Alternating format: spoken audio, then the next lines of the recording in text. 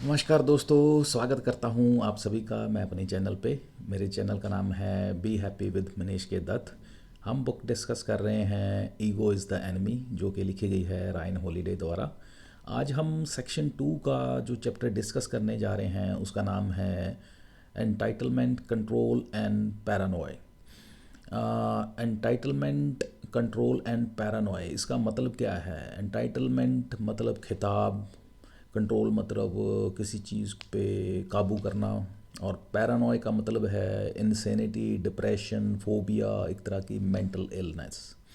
अब यहाँ पे ऑथर हमें ये सारा कुछ बता के इंडिकेट क्या करते हैं, इशारा क्या करते हैं, या इस चैप्टर का क्रक्स क्या है, ओवरऑल बर्ड व्यू क्या है इस चैप्टर का, या मैसेज हमें क्या देना चाहते हैं ऑथर, वो ये है कि जब हम लाइफ में कुछ प्राप्त करना चाहते हैं, कुछ गोल अचीव करना चाहते हैं, तो उस जर्नी में हमें कहते हैं बहुत सारे जैसे जैसे हम प्रोग्रेस करते हैं, जैसे जैसे हम अपने माइलस्टोन्स को अचीव करते हैं, तो क्या है, हमें नो डाउट सक्सेस मिलती जाती है step by step, until we got the final achievement.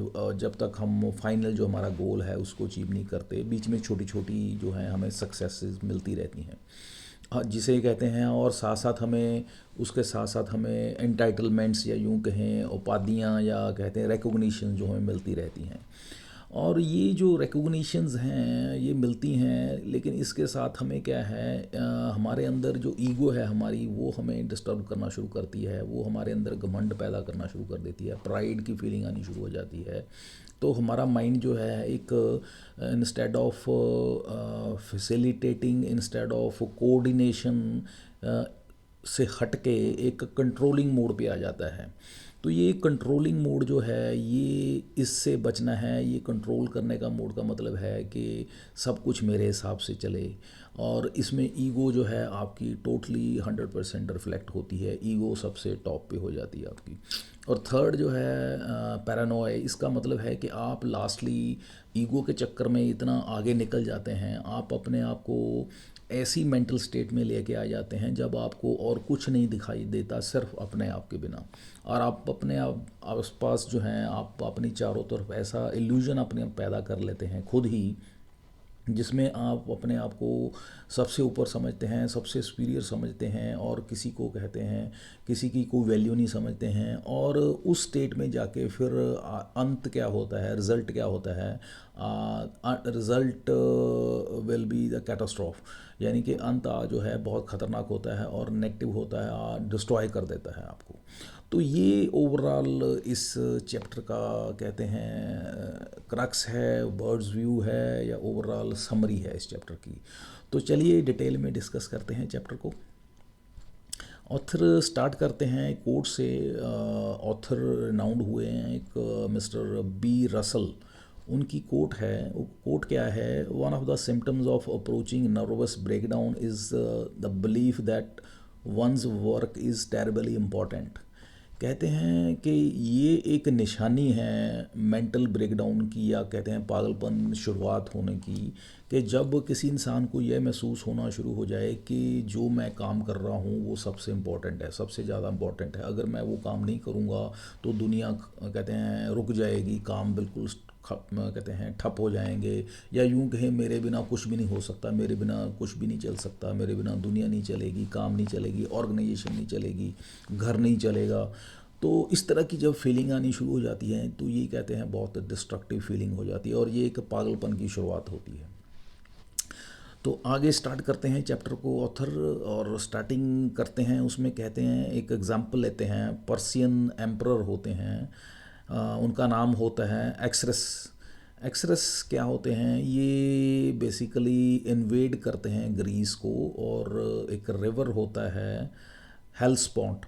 हेल्सपॉन्ट river पे के थ्रू ऊपर से ये ब्रिज बना के क्रॉस करते हैं ग्रीस को इन्वेड करने के लिए, उसको लूटपाट करने के लिए, जीतने के लिए। तो ये जो हेल्सपॉन्ट होता है, इस पे ऊपर ब्रिज बनाते हैं, तो क्या होता है उस वक्त, उसमें बाढ़ आ जाती है, उसमें कहते हैं पानी सर्ज कर जाता है, उठ जाता है, और जो आपका ब्रिज है वो टूट जाता है।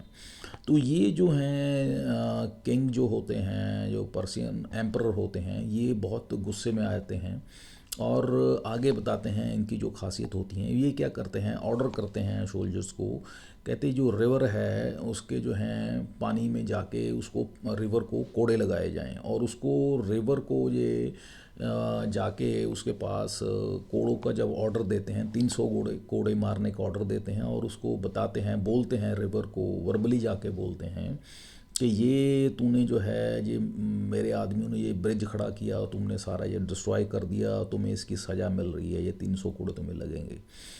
और ये कहते हैं, अब समझने वाली बात है, हमें भी बताते हैं ऑथर क्या बताते हैं, क्या कहना चाहते हैं। कहते ये एक उसके पागलपन की एक, या कहेंगे उसके मेंटल इम्बैलेंस स्टेट की जो है एक रिफ्लेक्शन होती है, उसका एक हमें झलक मिलती है कि वो कितना अपने सो कॉल्ड दिमागी तौर पे कहते हैं अपना सो कॉल्ड ईगो में अपने इतना अंधा हुआ होता है, उसको यही नहीं पता चलता या यही नहीं तक सोचना चाहता, या उसको कोई ये नहीं बताता कि आप क्या बोल रहे हैं, क्या ये सही है नहीं सही है, और वो जो चाहता है वो करता जाता है।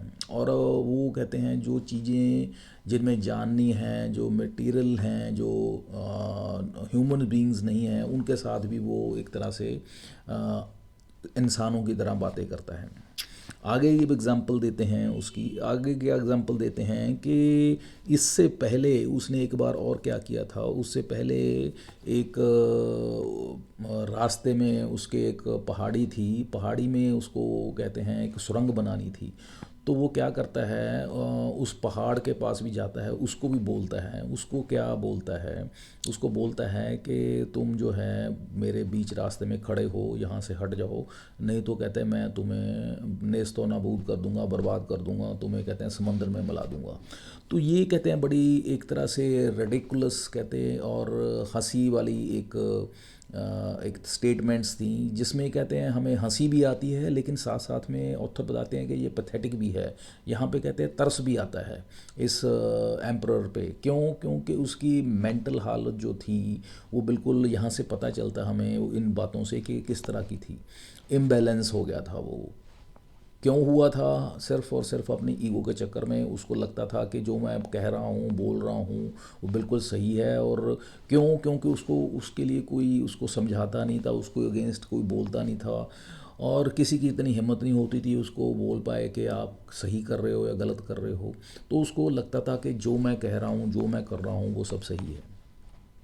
लेकिन यहाँ पे ऑथर बताते हैं कि जब हमें लाइफ में सक्सेस मिलती है, हम कहते हैं जीत प्राप्त करते हैं, तो ये चीज़ें जो हैं बहुत कॉमन उसके साथ साथ आ जाती हैं या होती हैं, बाय डिफ़ॉल्ट होती हैं। वो क्या क्या होती हैं उसके साथ साथ क्या है, बहुत ख़तरनाक चीज़ें, जैसे कि डिल्यूजन्स, एक तरह से कहते हैं जिसे मृग तृष्णा होना, या उसके साथ साथ हम उपाधियाँ हमें मिलनी शुरू हो जाती हैं, हमें एक तरह से रिकॉग्निशंस मिलनी शुरू हो जाती हैं, और साथ साथ हमें एक दूसरों पे कंट्रोल करने की जो हमारी इच्छा है वो बढ़नी शुरू हो जाती है। फाइनली क्या है, पैरोनिया, पैरोनाए।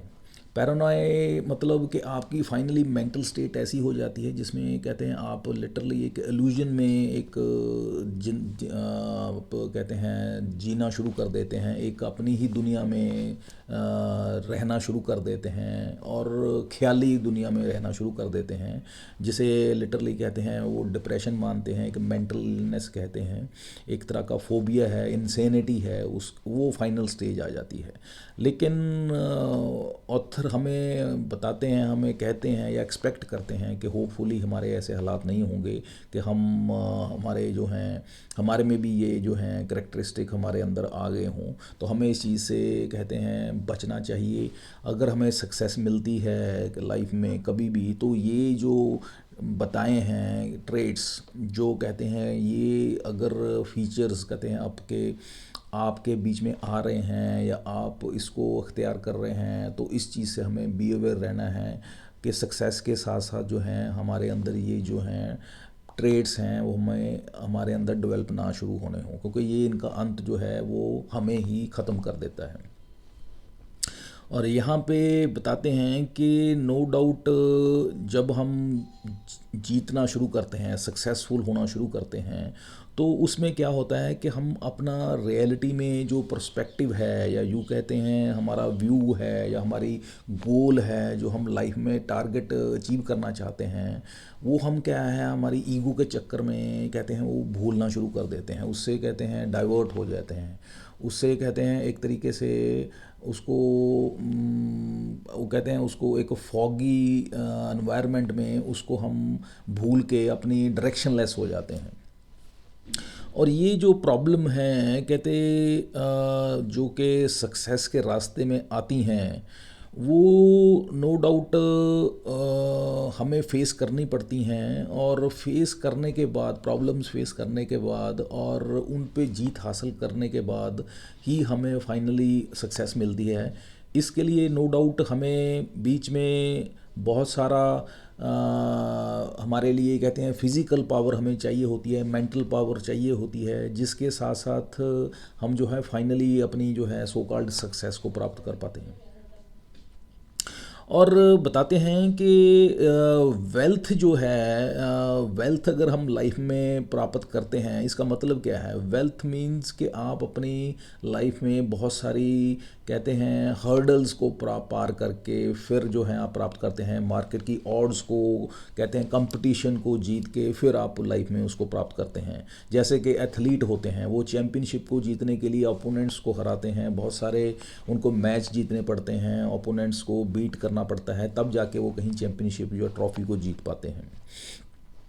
और कहते हैं अचीव करने के लिए, सक्सेस अचीव करने के लिए नो डाउट आपकी कहते हैं लोगों की जो है, लोगों की बातों को इग्नोर करना पड़ता है, उनकी क्रिटिसिज्म को इग्नोर करना पड़ता है, उनकी जो कहते हैं आप यूँ कहें वो आपकी ईगो को हर्ट करने की कोशिश करते हैं, आपको वो टॉलरेट करना पड़ता है, बहुत सारी चीज़ों को आपको टॉलरेट करना पड़ता है। और अपनी जो टारगेट है, गोल है, उसको कहते हैं व्यू में रखना पड़ता है। आप उसको अगर डाइवर्ट होते हैं, उसको अगर कहते हैं आप भूलते हैं, तब आप कहते हैं रास्ता भटक जाते हैं, और जो फाइनल आप चाहते हैं वो नहीं अचीव कर पाते हैं। और अगर हम इसमें सक्सेसफुल हो जाते हैं, अपना टारगेट या कहते हैं गोल को नहीं भूलते हैं, तो अपने डिस्ट्रैक्शंस की तरफ नहीं जाते हैं और उनसे कहते हैं प्रभावित नहीं होते हैं, तो फाइनली हम अपने गोल को अचीव कर पाते हैं। और यहाँ पे और बात बताते हैं कि ये जो ऑड्स या कहते हैं बीच में रास्ते में हमें हर्डल्स आती हैं सक्सेस के, उसको प्राप्त करके जो हमें सक्सेस मिलती है उसका ही मज़ा होता है, उसको ही रियल सेंस में सक्सेस बोल सकते हैं। अदरवाइज़ क्या है कि होता क्या है, हमारी जो ईगो है वो क्या करती है, वो हमें फाइनली हमें क्या फीलिंग देनी शुरू कर देती है कि मैं ही अकेला हूँ जिसने ये सक्सेस प्राप्त की है, या यूँ कहे मैं ही अकेला इंसान हूँ जो कि ये काम कर सकता था या ये काम कर पाया हूँ, और मेरे बिना ये कोई और इंसान जो है काम नहीं कर सकता था, या ना कर पाएगा, या ना कर रहा है। तो ये एक फीलिंग जो है ईगो की वजह से आती है, और ये बहुत कहते हैं डेंजरस हो जाती है खुद के लिए। और यहाँ पे बताते हैं कि हमारे अंदर जो एक भावना होती है और बड़ा करने की, और ज़िंदगी में आगे बढ़ने की, और कहते हैं अच्छा करने की, वो नो डाउट अच्छी बात है, होनी चाहिए, ऐसी स्पिरिट, ऐसा एंथुजियाज्म हमारे अंदर होना चाहिए। लेकिन अगर हमारी ईगो कहते हैं इसमें इंटरफियर करती है, ईगो जो है इसको कहते हैं इन्फ्लुएंस करती है, तो वो जो है एक तरीके से हमारे नेगेटिव में जाता है, जो हमारे अगेंस्ट चला जाता है।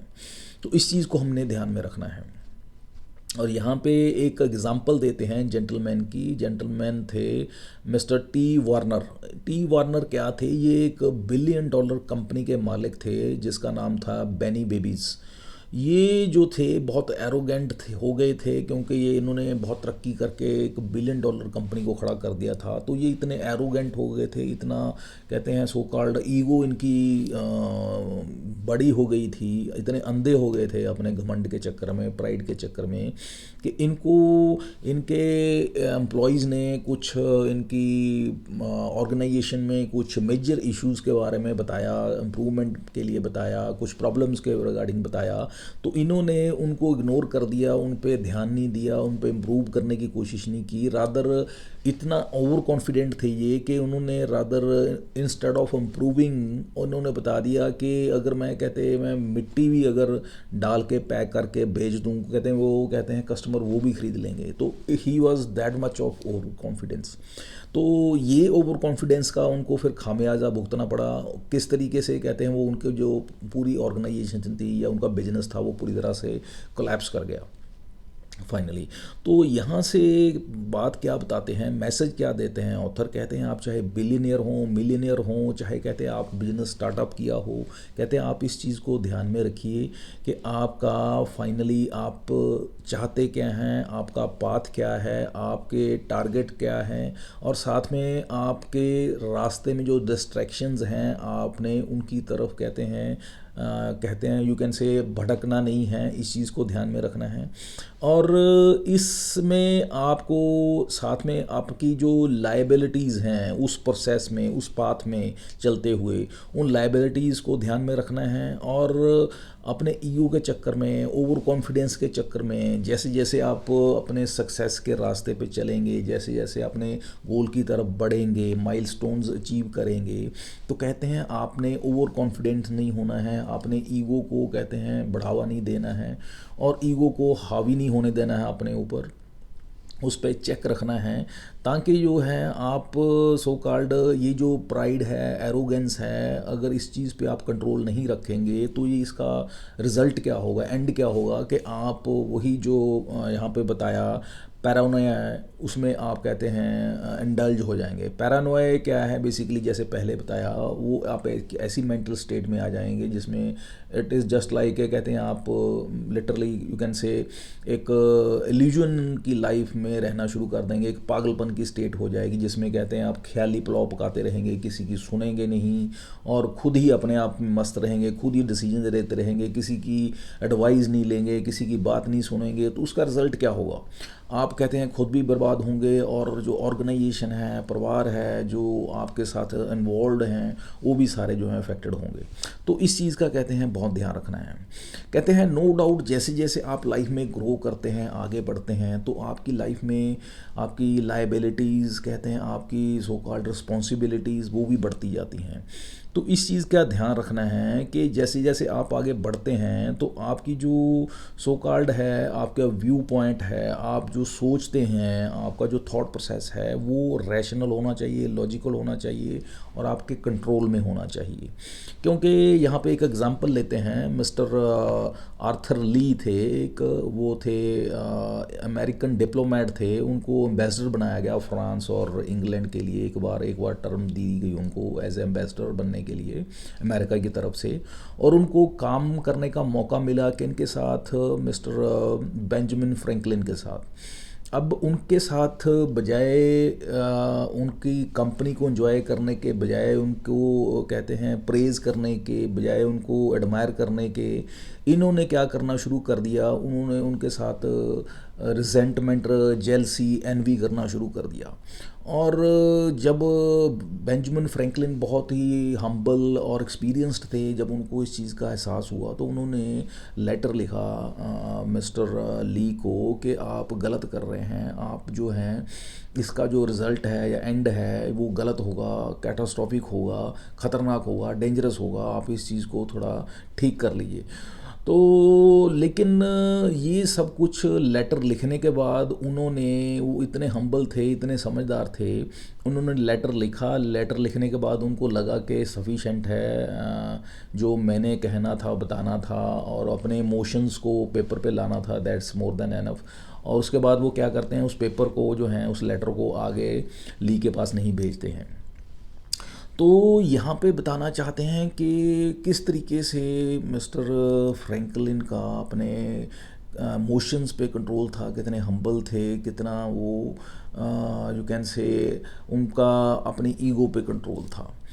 तो और यहाँ पे एक और हमारे साथ इसके बाद एग्ज़ाम्पल शेयर करते हैं, वो करते हैं, कहते रिचर्ड निक्सन थे, ओवल ऑफिस में रिचर्ड निक्सन थे, उनमें भी यही दिक्कत थी कि वो बहुत ईगोइस्टिक थे, बहुत उनमें ईगो थी, वो उनका कंट्रोल नहीं था, अपने सबॉर्डिनेट्स की नहीं सुनते थे, कोई उनको कोई इम्प्रूवमेंट एरिया के बारे में डिस्कस करता, बताने की कोशिश करता, वो नहीं सुनते थे, और कहते हैं अपनी ही बात को मनवाने के चक्कर में रहते थे। और उसका रिज़ल्ट क्या होता था कि वो खुद भी परेशान होते थे और उनके जो सर्कल में इन्फ्लुएंस में जो भी लोग होते थे वो भी परेशान होते थे, वो भी ट्रबल में रहते थे। तो यहाँ पे अब बताते हैं ऑथर, कहते हैं ये ईगो है, ये कहते हैं हमारे लिए एक तरह से पॉइज़न है, हमारे लिए जहर है, और किसे इफ़ेक्ट करती है, हमें ही इफ़ेक्ट करती है, हमें परिवार को इफ़ेक्ट करती है, हमारे दोस्तों को इफ़ेक्ट करती है, हमारे कस्टमर्स को इफ़ेक्ट करती है, हमारे क्लाइंट्स को इफ़ेक्ट करती है, हमारे जितने भी हमारे इन्फ्लुएंस में आते हैं उन सबको इफ़ेक्ट करती है। और इसका जो यहाँ तक कि एक क्रिटिक्स था जो नेपोलियन का, उसने भी उसके बारे में लिखा, कहते नेपोलियन ने धोखा दिया, अपने ही देश को धोखा दिया, जिसकी वो कहते हैं जिस देश से वो प्यार करता था, जिससे वो एक तरीके से रिकॉग्निशन चाहता था, उसी देश से उसने धोखा दिया। तो ये कहते हैं एक तरीके से जो है कहेंगे आप, लोग क्या सोचते हैं, लोग क्या कहते हैं, अगर आप उस चक्कर में पड़ेंगे या अपनी ईगो के चक्कर में पड़ के उस तरह से रिएक्ट करना शुरू करेंगे, तो वो कहते हैं आप मैसअप कर लेंगे अपनी लाइफ को। तो आपने ईगो को कंट्रोल रखना है, दूसरों के कहने से अपने इमोशंस को फ्लेयर अप नहीं होना है, या कहते हैं सो कॉल्ड अपने एंगर, जेलस, एनवी, इन चीज़ों पे कंट्रोल रखना है। और बताते हैं कि एक जो स्मार्ट मैन है या वुमेन है, उसको कहते हैं अपने सो कॉल्ड फ्रीक्वेंटली, या कहते हैं कुछ कुछ टाइम के बाद अपने गोल्स जो हैं, टारगेट्स हैं, उनको कहते हैं रिव्यू करते रहना चाहिए। वो लाइफ में क्या चाहते हैं, क्या नहीं चाहते हैं, इन चीज़ों को रिव्यू करते रहना चाहिए। और बात करते हैं अब एंटाइटलमेंट की। एंटाइटलमेंट जैसे कि खिताब जब प्राप्त करता है बंदा, तो उसके अंदर क्या फीलिंग आती है, तो उसके अंदर फीलिंग आती है कि ये मेरा है, मैंने प्राप्त किया है, मैं ही डिज़र्व करता हूँ और किसी का नहीं हो सकता। और ये जो फीलिंग है दूसरों लोगों को एक तरह की अपने आप से इन्फीरियरिटी कॉम्प्लेक्स कहते हैं, अपने माइंड में आना शुरू हो जाता है कि लोग जो हैं वो इन्फीरियर हैं मेरे से और मैं सुपीरियर हूँ। तो ये ईगो है जो हमें एक तरीके से मैसेज देती है जब हमें कुछ एंटाइटलमेंट मिलता है, जब हमें कोई खिताब मिलता है, हमें कोई रिकॉग्निशन मिलती है, तो ये इस तरीके से ईगो हमारी बिहेव करना शुरू करती है, जो कि आगे चल के हमारे लिए नुकसानदेह बनती है। क्योंकि हम उसमें क्या होता है फिर जब हम लोगों को इन्फीरियर समझते हैं तो हम उनकी बात नहीं सुनते हैं, उनको नीचा दिखाने की कोशिश करते हैं, तो अल्टीमेटली क्या होता है हमारे रिलेशन जो हैं वो ख़राब होना शुरू हो जाते हैं, लोग हमसे दूर होना शुरू हो जाते हैं। उससे क्या होता है हमारे सो कॉल्ड इंटरपर्सनल रिलेशंस ख़राब होते हैं, हमारा कम्युनिकेशन गैप होना शुरू हो जाता है।